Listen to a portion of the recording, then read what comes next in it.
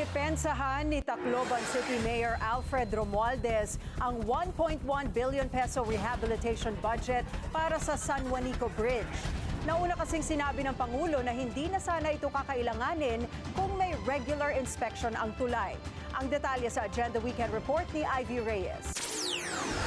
Gaya ng Pangulo, dismayado rin si presidential cousin at Tacloban City Mayor Alfred Romualdez sa ilang buwan na closure ng San Juanico Bridge. Ang 52-year-old na tulay kasi isinarado mula May 2025 at binuksan dito lang Disyembre sa kanyang inspection. Sinabi ni Pangulong Bongbong Marcos na hindi na sana kinailangang gumastos ng gobyerno ng 1.1 billion pesos para sa retrofitting ng San Juanico.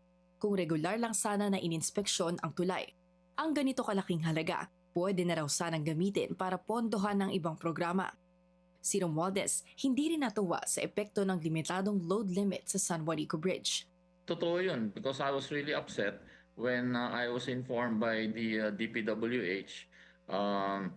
They gave us a notice of 2 days to close the bridge, and further without any contingencies.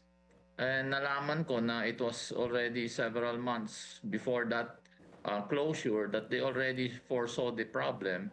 So I was upset why they did not make contingencies. Gusto rin daw panagutin ni Romualdez ang mga responsable sa hindi na-maintain na tulay. Pero sa lawak ng investigasyon sa mga maanomalyang proyekto, naisip daw niyang dapat unahin munang ayusin ang San Juanico Bridge. Nakapag-dry run na ang Tacloban LGU, pero sa third quarter pa ng 2026, talagang matatapos ang rehabilitation ng tulay. But more importantly, if we follow the regular maintenance, this bridge will not need to be retrofitted for about 30-40 years. Dinipensahan naman ni Romualdez ang 1.1 billion peso budget ng rehabilitation.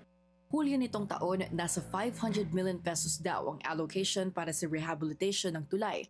Kung bakit ito lumobo sa higit 1 bilyong piso?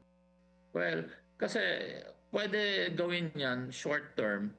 If you're talking of a short term repair, then you can say it's a 500 million. No? But if you're talking now of long term, and when you say long term, gawin mo na ng maayos with the proper repair, then it will cost double that, no? Main thoroughfare ang San Juanico Bridge at hindi lang daw Tacloban ang apektado, kundi ang mga karatig syudad na dumedepende sa tulay para makapag-angkat ng mga produkto. Tinanong natin ang panig ng DPWH at ayon kay Secretary Vince Dizon, ang dating pamunuan pa ni former Secretary Manuel Bonoan ang may hawak nito noong Mayo. Para sa Agenda Weekend, Ivy Reyes, Bilinar News Channel.